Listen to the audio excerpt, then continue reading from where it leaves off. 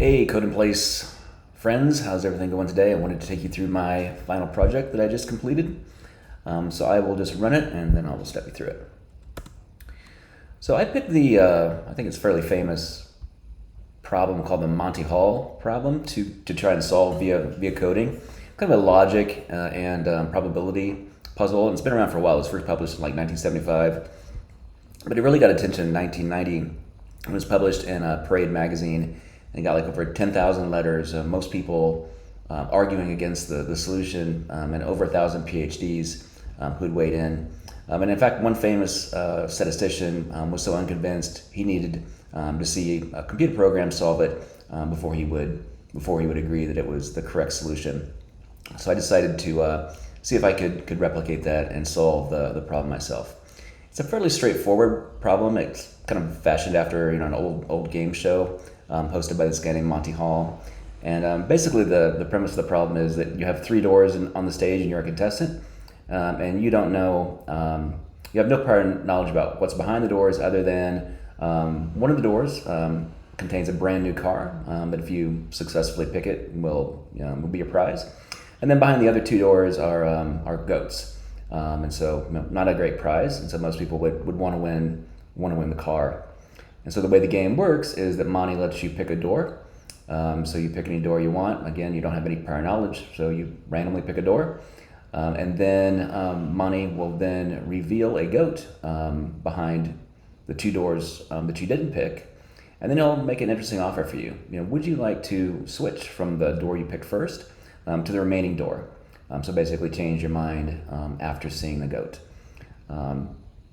And so I thought a way to solve this is kind of go through some simulations and basically simulate some scenarios where the person didn't change doors and what would the outcome be, and then a solution where the person always changed doors and what would that outcome be, and what would be the difference. And so the first thing, after giving a little bit of a brief setup for the problem that my program asks you to do, is to enter the number of trials to run between 10 and 1 million. So if you run just a nice sample of 10,000, then you're going to get back the results for sticking with the door or switching doors.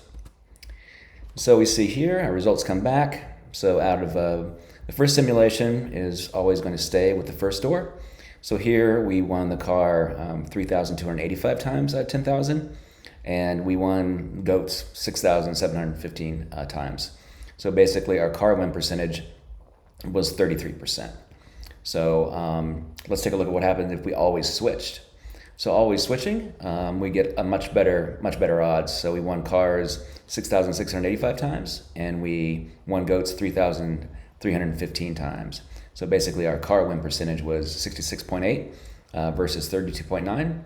which is about 2 times more likely to win a car than scenario 1. So let me step you through quickly how we did that. So in my main program, we've got a module called the problem.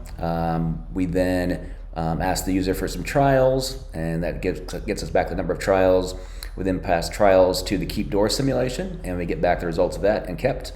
And then we pass the kept results and the trials to a function called keep results, who then basically returns us the output.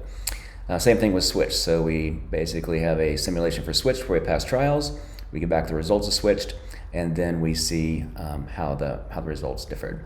So just to step quickly through this, the problem function is just a bunch of text that just sets up the actual scenario. And then this is where it starts to get interesting. So define number of trials.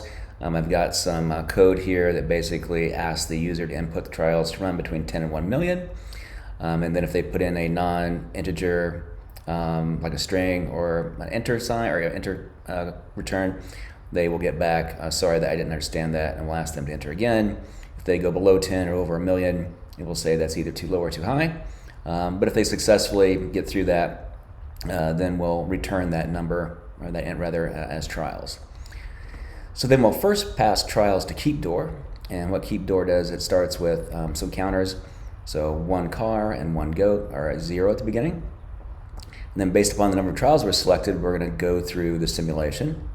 So basically the simulation says I've got 3 options, goat, car, and we're going to randomly sample those 3 times without replacement. So that will get us back many different combinations. So sometimes it'll be goat, car, goat, sometimes car, goat, goat, and the various permutations of those three outcomes. Then what we'll do is our contestant will pick a random door because they really have no prior knowledge to pick from. So a random door is what they're picking. And then this is pretty simple because we're not going to let them switch at this point. Monty will basically just give them the prize they won. And so then we start counting them up. How many times do they win a car? How many times do they win a goat? And here's where I got a little bit interesting for me because we didn't really spend much time, I didn't think, unless they were in some of the extension problems, returning more than one variable. So actually this returns a tuple, which is the sum of the one cars and the sum of the one goats, which we'll use later in the output, the result sections. And then we go through the more interesting one, which is the switch door problem. Again, starting with some counters, again, starting with some random door assignments for the goats and the cars, and again, picking a random door as the first prize. So we store that, and then then Monty says, okay, here's a goat. And so he removes one of the goats. So now we only have basically the door that we picked and the door that we didn't. And by removing this, and after we already removed the first prize, kind of the prize you're left with is the door you didn't pick. And we go through and we count those up, and then we pass those back as well as the one car and one goat sums.